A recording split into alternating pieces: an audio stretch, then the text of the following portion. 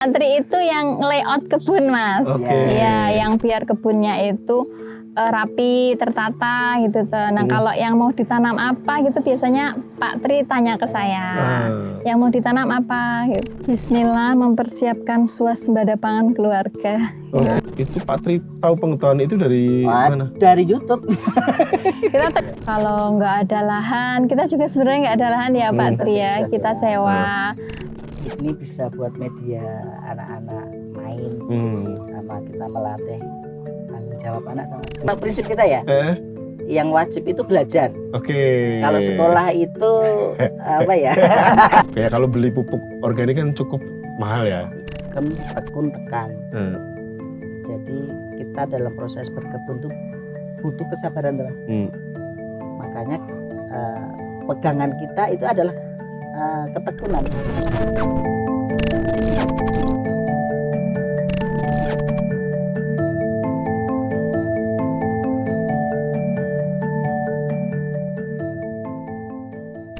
Kalau kalian melihat ada kebun tetangga yang telantar, penuh semak belukar, jangan kemudian dijadikan tempat buang sampah.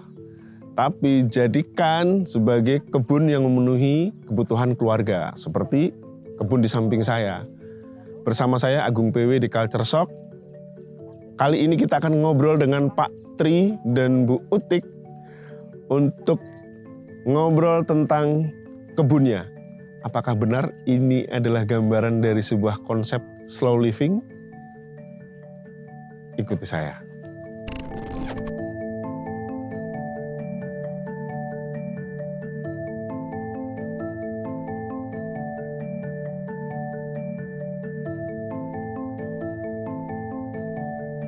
Sobat Culture, kita akan ketemu dengan Pak Tri dan Bu Utik sebagai pemilik kebun. Saya itu sebenarnya sudah janjian sejak lama, tapi baru hari ini saya ketemu dengan beliau.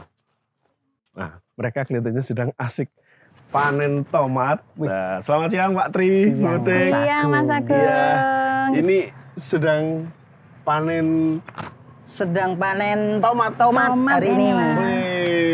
Oh, lagi tomatnya. Ini tomatnya bisa dimakan. Bisa, ini tomat buah ini. Ini tomat buah? Iya. Bukan tomat sayur ya? Bukan. Buah tomat. Buah tomat, oke. Selain tomat, tak lihat ada banyak juga yang lain, Pak Tri. Ini ada pare. Pare itu kenapa nggak dipanen sampai sudah matang tuh? Ini sebetulnya kena Mas, kena penyakit. Kayaknya lalat buah. Oh. Jadi kalau maaf sebelumnya, ini tomatnya bisa langsung dimakan? Aman? Insya Allah aman, karena nggak disemprot-semprot. Organik berarti? Organik. Semua di sini organik? Organik insya Allah. Wih, ini yang memenuhi kebutuhan katanya pangan keluarga. Apa di Instagram Bu Utik itu? Pejuang swasembada pangan keluarga. Pejuang swasembada pangan keluarga. Filosofinya luar biasa. Pak Tri itu yang buat kayak gitu. Gitu, bisa ya Pak Tri ya? Ya. Kenapa filosofinya itu? Ya berangkatnya bukan filosofi sebetulnya. Karena pada kenyataannya ketika kita berkebun, dari hasilnya itu memang bisa buat kebutuhan makan keluarga. Jadi ini yang ada di kebun apa saja nih? Tomat, pare. Ini terong. Terong ada. Terong. Ini ketela rambat ya? Iya. Ketela rambat ini daunnya juga enak dimakan kan ya? Ya memang kita ambil daunnya aja Mas. Oh ya? Ubinya belum pernah Belum. Kita kan senang sama sayuran ini. Jadi yang kita tanam di kebun ini yang kita suka. Yang disuka. Semua yang di sini. Berarti pasti dikonsumsi itu ya. Betul. Termasuk ada kacang panjang, caisin, kangkung, jagung, terong. Ini saya lihat juga ada bibit cabai. Ya buat regenerasi yang itu Mas. Kalau itu kan sudah mau purna. Udah 4 bulan. Itu ada kokok ayam, itu juga ada juga ayam yang diternak di sini ya. Saya lihat ada. Di Instagram. Justru malah pertama kali itu kita piara ayam kampung petelur. Sebelum kita nanam sayur ya Mi ya. Iya, jadi ayamnya kita ambil telurnya untuk memenuhi kebutuhan protein keluarga. Kalau ada lagi ikan Ikan. Ikan. Itu Kalau ikannya juga dipancing tuh. Kayak gitu. Iya, Buat itu kalau kalau anak-anak libur itu biasanya atau teman-teman datang. kalau teman-temannya pada datang, Nah, anak-anak apakah juga suka, maksudnya dengan kebun ini ya, itu juga memenuhi kebutuhan mereka? Kan biasanya anak-anak sekarang kan banyak yang nggak suka sayur ya. kalau kita sebetulnya dari awal sebelum kita berkebun anak-anak udah suka sayur. Oh. Cuman kalau kaitannya kebun sama anak itu kita buat kebun karena memang buat apa menyemplit waktu anak-anak. Selain sekarang kan banyak main gadget. Itu dia bisa aktivitas bantu kita di. Jadi media belajar untuk anak. Berarti bukan sekedar hanya untuk swasembada pangan keluarga, tapi ada kepentingan lain ternyata ya. Betul. Jadi di kebun ini kan sebenarnya banyak yang bisa kita pelajari ya. Nggak cuman hanya menanam aja. Kita juga belajar kesabaran, belajar kebersamaan anak sama orang tua, belajar tanggung jawab ya Pak Tri. Jadi secara tidak langsung kita mengajarkan hal itu ke anak-anak. Seperti orang tua kita dulu ya. Cara mengajarkannya kan kayak gitu. Kita kan bentuk seperti sekarang itu kan karena proses dulu tau. Dulu kita waktu kecil ya karena anak wong desa ya tiap hari makan pitik. Iya. Itu juga salah satu bentuk ya tanggung jawab itu ya. Pak Tri Butik izin ngobrol di tempat teduh yuk. Panas ya Mas? Panas aku nggak bisa ke kebun ini. Enggak gitu kan. Saya cuma takut aja. Kulit saya gelap. Aslinya ya harus gelap. Monggo Mas, kita duduk di sana aja. Oke.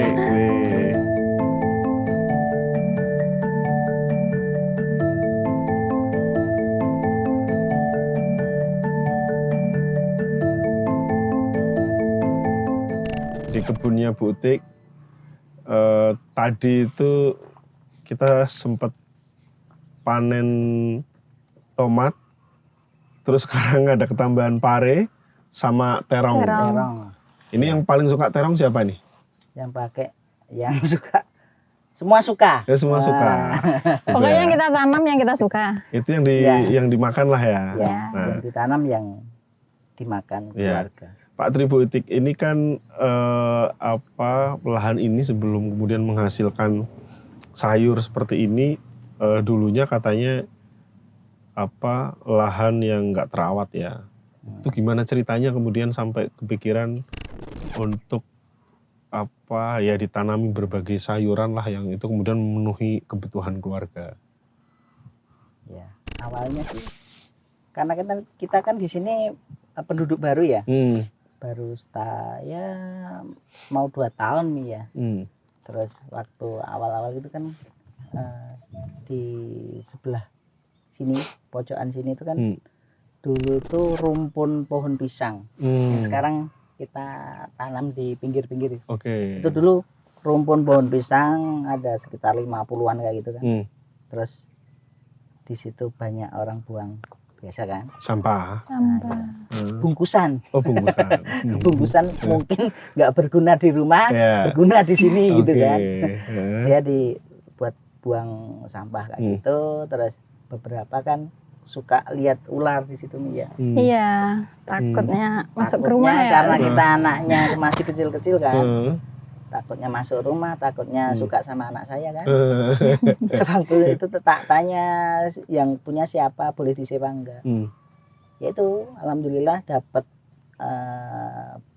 boleh disewa. Terus kita coba rapikan ya Mi ya. Awal kan yang kita bersihin kan yang rumpun pohon pisangnya itu, terus kita kasih gazebo. Terus sebelahnya itu kan ada kolam.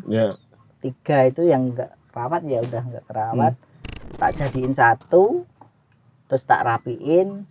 Ya udah, awalnya itu kita coba kasih lele awalnya ya. Iya, lele ya. Lele mati Karena kita belum punya ilmunya ya. Belum punya ilmu. Padahal lele itu kan paling bandel katanya. Harusnya teorinya gitu. Kita juga lihat wah ini paling bandel lele. Cuman ya qadarullah-nya mati. Terus waktu itu yang penting kan memang awal mula biar lokasinya itu kan bersih. bersih, terus orang mau datang misalnya sore ngomong anak dia udah nggak takut sama ular. Gitu awalnya. Habis itu saya miara apa? Iya, Pak Tri punya ide gimana kalau kita pelihara ayam aja gitu kan. Saya sebenarnya awalnya nggak setuju toh, soalnya kan kalau pelihara ayam takutnya bau, kotor, nggak mengganggu tetangga gitu kan. Terus Pak Tri ini cari desain kandang yang bagus. Iya Mas, lihat gitu, caranya gitu ya. Lihat di Pinterest gitu kan, bahannya apa ini, coba gawe gitu kan. Ya jadilah yang kandang itu. Tapi kenapa kemudian ayam ada alasan tersendiri nggak? Ya waktu itu karena saya lihat di Google itu kan memang ada ayam yang dia khusus bisa bertelur gitu loh Mas. Waktu itu saya cari-cari, dapatlah ini, katanya waktu itu yang jual ini ayam apa Elba ya Elba, umur waktu itu 4 bulan. 4 bulan. Coba kita piara kan. Setelah umur 6 bulanan 5,5 lah ya, 5,5 bulan itu udah mulai bertelur. Lah kan seneng tak bujuk. Iya. Kita langsung merasakan manfaatnya. Kita itu konsumsi telurnya kan banyak. Ya anak-anak kan suka telur gitu loh. Ya udah, awal mula karena butuh telur ya udah kita piara ayam itu. Ternyata bertelur dan ternyata telurnya kurang. Karena anak 5, PTM 4. Padahal satu anak itu ngorengnya langsung 2. Langsung 2. Iya. Terus kemudian tambah ayam berarti. Ya, habis itu ini samping ini kan masih semak juga kan. Yang dulu mungkin ularnya di sana pindah ke sini. Ya, di sini ya. Sekalian lah kalau misalnya boleh disewa kita sewa ya Mi ya. Waktu itu ya boleh disewa, alhamdulillah. Terus kalian aja buat kandang ayam yang besar. Waktu itu kita terus inden untuk ayam Elbanya nambah 16 ya Mi ya. 16. Jadi total kita awal itu ada berarti 21. Satu jantan, 20 betina. Itu bertelur semua? Alhamdulillah bertelur semua, cuman tidak setiap hari memang. Jadi kalau misalnya kita punya 20 itu rata-rata berapa? Jadi persentase bertelurnya itu kan sampai 80% ya. Jadi kalau dari 20 ya kita kadang dapat 16, 15, 13 gitu. Oke, itu dari kebutuhan pertama, dari kebutuhan protein ya. Protein alhamdulillah udah. Itu Bu Ati udah nggak protes lagi, nambah ayam banyak nggak protes? Kalau saya sih sebenarnya jadi senang sama ayam. Oke, jadi senang sama ayam. Makanya Pak Tri buat kandang ayam lagi. Oke, gitu. Karena di sini yang kandang ini nggak bau juga. Tadi masalah itu nggak bau. Alhamdulillah kita pakai alas kandang yang digali dulu minimal 60 cm, terus dikasih ranting-ranting, ranting basah, terus kasih daun kering, daun basah. Kasih sekam, kasih kapur tohor, jadi itu nggak bau insya Allah. Dan kita nggak perlu membersihkan kandangnya. Karena nanti jadi kompos. Dan itu kan misalnya kena hujan, dia kan poros tuh Mas, terus dia turun. Jadi selain itu kan ada kapur tohornya itu mungkin bisa ngolah bakteri yang bau. Bikin bau. Itu Pak Tri tahu pengetahuan itu dari mana? Dari YouTube. Kita terinspirasi dari Yosofam ya. Kita ada waktu di channel siapa itu? Yosofam itu. Iya, orang-orang artinya kalau mau melakukan atau memulai itu ya bisa belajar dari YouTube juga ya, dari mana aja ya.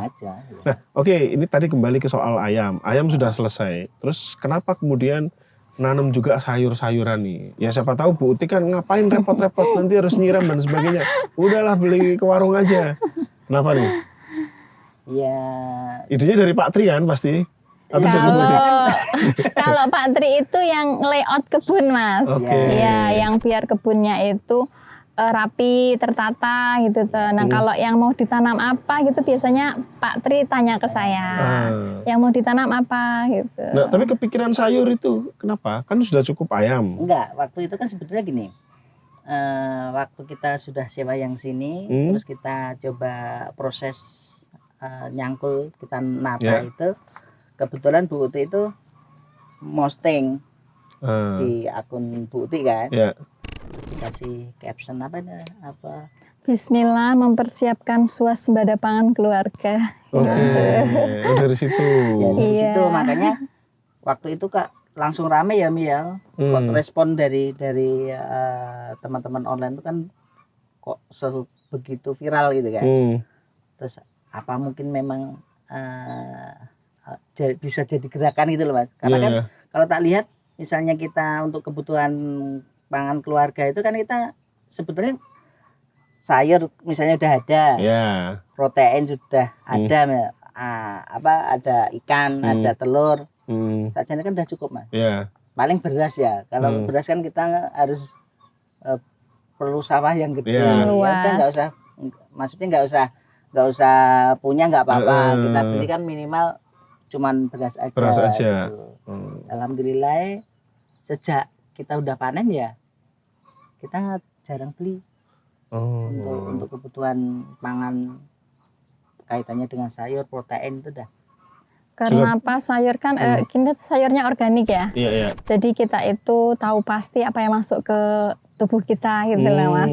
Jadi tanpa pestisida kimia, kita pakainya yang alami gitu. Insya Allah kan lebih bagus untuk kesehatan gitu. Artinya tadi beli di warung bisa atau beli di ini bisa ya, tapi kita nggak tahu nih gitu kan dari mana asalnya, kemudian menanam karena yang merawat setiap hari sendiri tahu jadi gitu ya. Tahu betul. Pupuknya apa, mengusir hamanya pakai apa kan kita tahu sendiri gitu. Nah kemudian itu kan berkembang ya dari ayam, kemudian sayur, terus kemudian saya lihat ada kandang kambing juga. Ya, ada.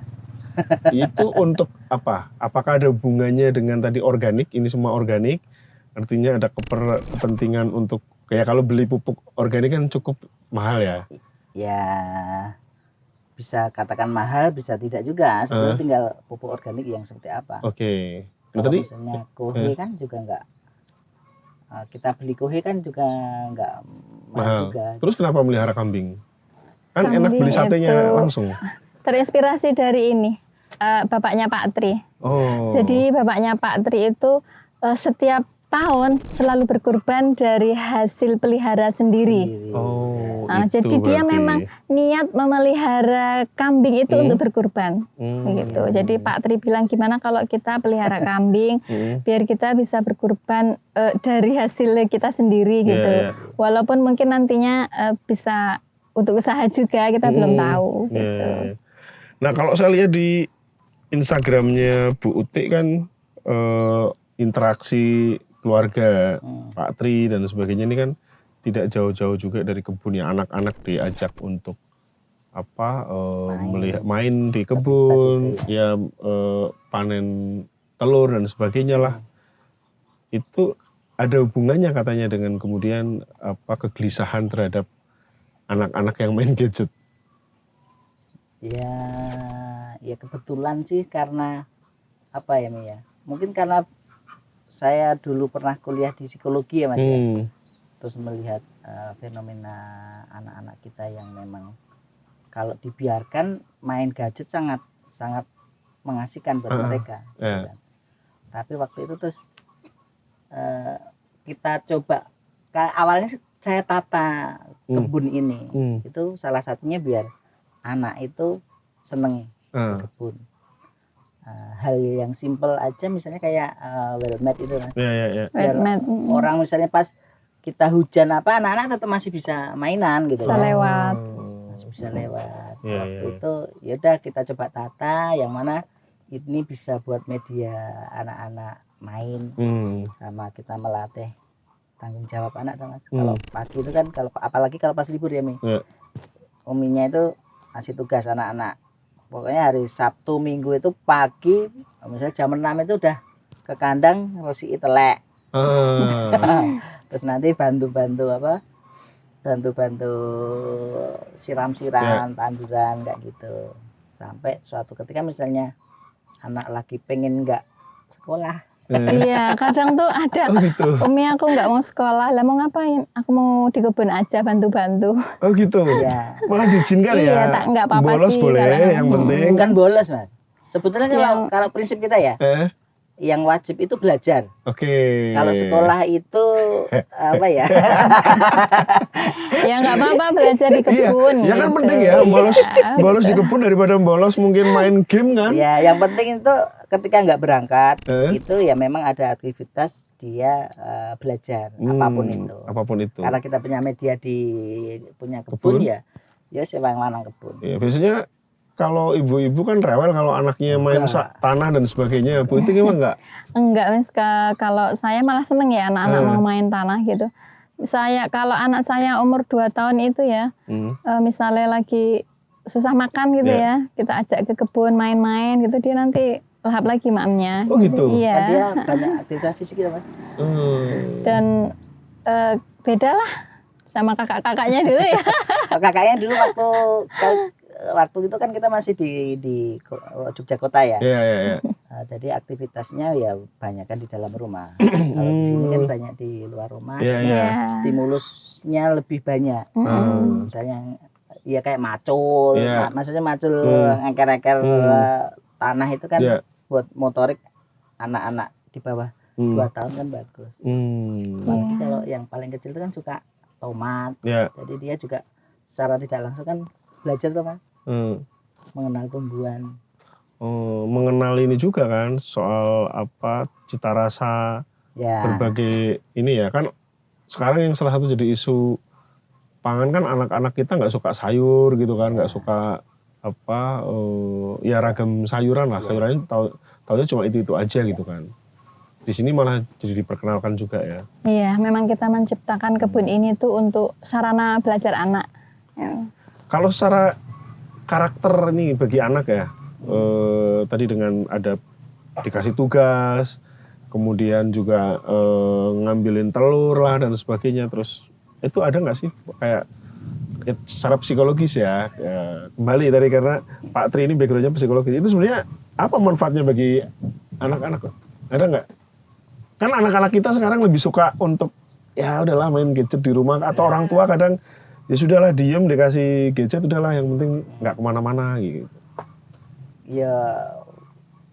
Ya ada mas, maksudnya ya kalau dengan aktivitas di kebun kita ngasih tanggung jawab, itu kan minimal dia pagi itu kalau libur ya, dia bangunnya lebih gasik apa? Awal. Lebih awalnya habis sholat subuh itu langsung Abdur, kan ada namanya Mas Abdur kelas 2 itu. Abdur langsung ke kandang. Itu udah jadi habit kalau pas libur. Gitu.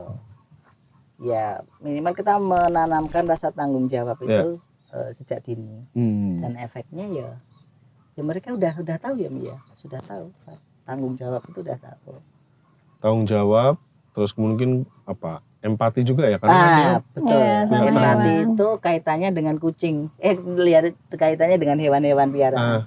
Kita kan waktu buat kebun ini sudah jadi nggak tahu-tahu tuh ada kucing datang. Itu kita nggak tahu itu dari mana. Dan alhamdulillah dia itu sampai saat ini sampai dia punya anak kemarin itu 8 anak kecil-kecil itu tinggalnya di sini. Dan suatu ketika kita pas lihat di CCTV ya, ternyata dia kalau malam itu nyari ini mas, jagain ada tikus ada apa dia buru.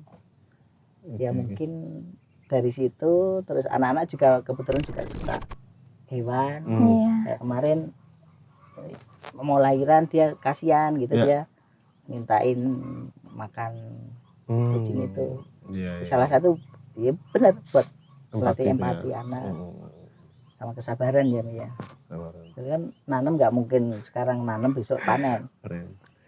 Nah kalau di media sosial atau ada juga di channel YouTube itu kan banyak kemudian apa orang-orang yang terinspirasi, tapi juga ada orang-orang yang bertanya gitu kan, wah saya nggak punya lahan, wah saya nggak punya tempat untuk menanam gitu kan. Tapi kalau dari pengalaman Pak Tri dan Bu Uti kan tadi awal mula sebenarnya memang tidak berniat untuk menanam seperti ini kan, karena ada pekarangan yang semak belukar, tempat ular gitu kan. Terus kemudian disewa. Nah, kalau saya lihat masuk ke sini kan ada yang di polybag, ada yang di apa. Nah, bagi masyarakat nih yang tadi ngomong kayak gitu ya, ngomong maksudnya yang nggak punya lahan, terus nggak punya mungkin tahu cara menanam itu bagaimana. Apa nih sarannya? Apa Bu? Sebenarnya nggak ada alasan ya sebenarnya untuk bisa swasembada pangan keluarga itu ya. Yang penting itu ya ada niat aja ya. Kalau nggak ada lahan, kita juga sebenarnya nggak ada lahan ya Pak Tri ya. Kita sewa. Misalnya nggak nyewa pun kita bisa bercocok tanam di samping rumah pakai polybag. Yang penting kan ditata yang rapi, biar kita tuh juga seneng liatnya gitu. Kalau udah seneng kan kita lama-lama cinta gitu ya sama tanamannya gitu. Ya, sebetulnya Mas, kalau saya itu punya prinsip sih sama istri itu, apa sing iso, apa sing ono, sing dilakokno. Wis itu aja. Terjemahkan Mas, banyak penonton kita dari luar negeri. Apa sing ono ki ya apa yang ada, terus yang bisa ya sekarang bisanya apa gitu kan. Bisanya belum bisa sewa ya kita punya halaman berapa petak yang bisa kita tanamin ya kerjakan dari itu dulu gitu loh. Pakai polybag paling 5 polybag tanduri kangkung kangkung apalagi kangkung itu sangat simpel ya, 1 bulan gitu perawatan itu asalkan disiram itu udah bisa hidup. Ya itu aja. Apa sing iso apa sing ono dilakokno, dikerjakan dulu. Terus nanti baru kita pakai yang lebih dalam untuk kalau kita kan wong Jawa ya Mas. Yang lebih dalam itu kan ateken, tekun, tekan. Jadi kita dalam proses berkebun tuh butuh kesabaran teman. Makanya pegangan kita itu adalah ketekunan. Ateken, tekun, tekan. Jadi kalau kita pengen sampai itu pegangnya dengan ketekunan, dengan kesabaran itu. Artinya kan tadi sempat ceritakan soal gagal-gagal ya. Gagalnya pasti gagal itu. Apa cerita gagalnya apa aja? Biar penonton nggak langsung lihat wah gitu kan. Gagalnya tadi banyak. Ikan lelenya mati. Oh iya, pertama itu ikan lele. Padahal kita beli bibitnya udah yang gede-gede. Itu mati juga. Ya paling kita panen paling sepertiganya Mas, nggak ada. Terus waktu itu karena kita awal-awal bertanam itu kan pengennya terus wah kita anduri cepet gitu kan.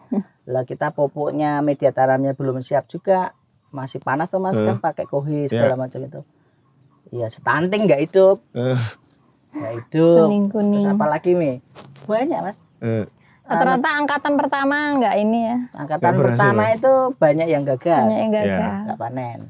Oke, tapi makanya perlu sabar itu. Tadi itu ya. Tekun, teken, atekan, tekun, tekan. Ateken, tekun, tekan. Oke. Ateken itu kan teken itu pegangan itu. Ya. Sobat Culture, banyak yang sebenarnya pengen diobrolkan, tapi nggak ada habisnya. Bu Uti dan Pak Tri itu sangat terbuka ya untuk sharing, datang ke kebunnya di daerah Berbah ya. Berbah Sleman. Ya di daerah Berbah Sleman. Tadi kami pun datang pas lagi ada orang yang berkunjung, sangat terbuka walaupun pasti mereka berdua juga punya aktivitas yang lain ya. Jadi tolong gitu kan waktunya. WA dulu kalau aja. Bisa WA dulu aja janjian. Bisa nanti hubungi DM lewat Instagramnya Bu Uti ya. Iya kita sharing-sharing aja ya. Soalnya saya sama Pak Tri juga bukan kita bukan ahlinya. Kita ilmunya masih dari coba-coba kita dari YouTube terus kita praktekin aja. Tapi justru itu Sobat Culture yang kita perlu belajar. Jadi tadi nggak ada alasan untuk tidak kemudian memulai. Karena mereka berdua pun memulai dari belajar. Jangan takut gagal, jangan takut untuk bangkit lagi ya. Oke? Iya. Sobat Culture, sampai ketemu lagi di Culture Shock selanjutnya.